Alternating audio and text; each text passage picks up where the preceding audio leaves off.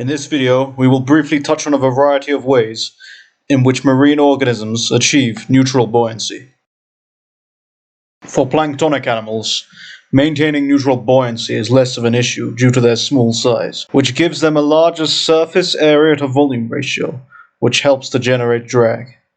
Drag is further increased by various small extensions to their body, which increase the surface area of the organism.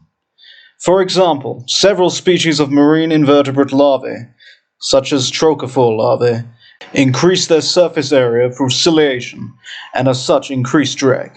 This can often increase drag sufficiently enough for some organisms to obtain neutral buoyancy.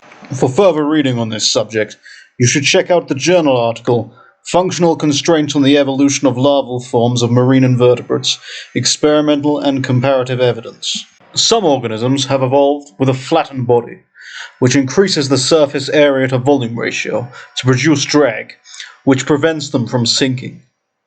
An example of this is arrowworms, which evolved a simplified, elongated body in which certain features, such as teeth, were devolved to generate a flat surface area as much as possible. A similar effect is obtained by the use of flotation devices in copepod larvae, which have threads trailing from their posterior end, acting as an extension to the body and increasing surface area. In relation to this, gelatinous parts of siphonophores, such as nectaphores and bracts, are lighter than seawater and as such can allow for flotation. These devices, along with gelatinous swimming bells, play a role in offsetting the weight of heavy body parts and allowing for neutral buoyancy. A method of reducing density and achieving static lift in an organism is the replacement of heavier ions with lighter ions in the body fluids. This can help achieve static lift. For example, Ctenophora and Medusae regulate their buoyancy through the disposal of sulfate ions from their mesoglia, body fluid, in order to increase their level of buoyancy. Exposing of sulfate ions and replacing them with chloride gives them enough lift to balance the heavy tissues. For example, in Pelagia noctiluca, eliminating 38% of their sulfate is relative to gaining 0.8 milligrams of lift per milliliter of mesoglial volume.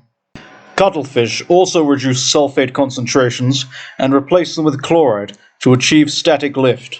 In summary, excluding heavy ions, such as sulfate, and introducing lighter ions, such as ammonium, can increase static lift and achieve neutral buoyancy.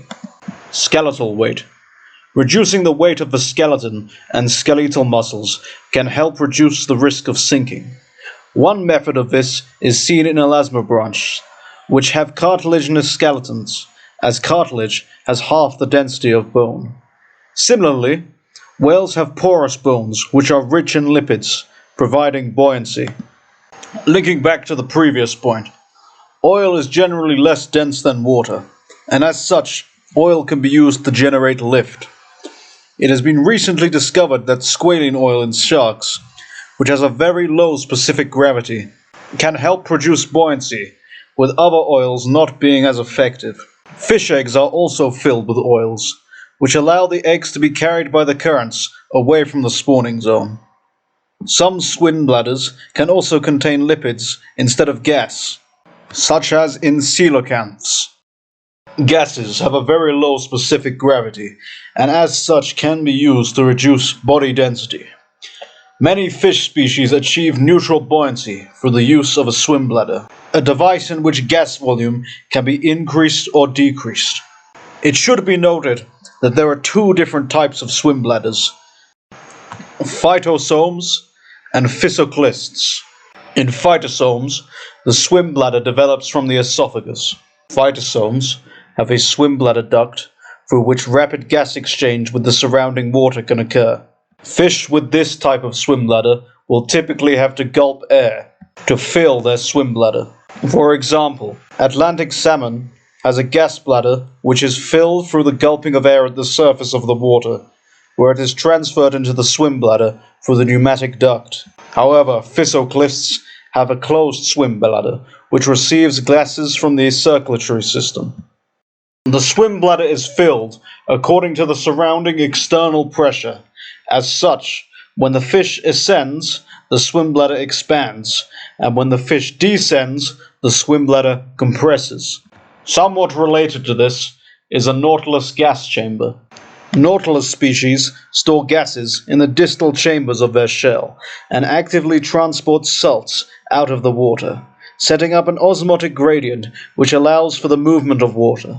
With the use of cells of the siphuncle, sodium ions are transported out of the seawater into the cells, establishing a gradient which will attract chlorine ions. This leaves a nitrogen gas-filled space. In addition to all of this, it should be noted that constantly producing movement can prevent an organism from sinking in the water column.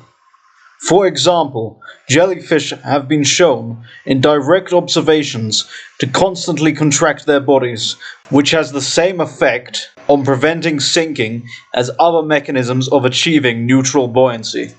In a 1981 study, Mills concluded that jellyfish maintain themselves at a preferred depth by assuming a characteristic swimming pattern. In this video, we are barely scratching the surface. Truth be told, we could go on for hours about the various methods by which marine species achieve neutral buoyancy. However, this was just a brief introduction, and I hope that it was helpful for you.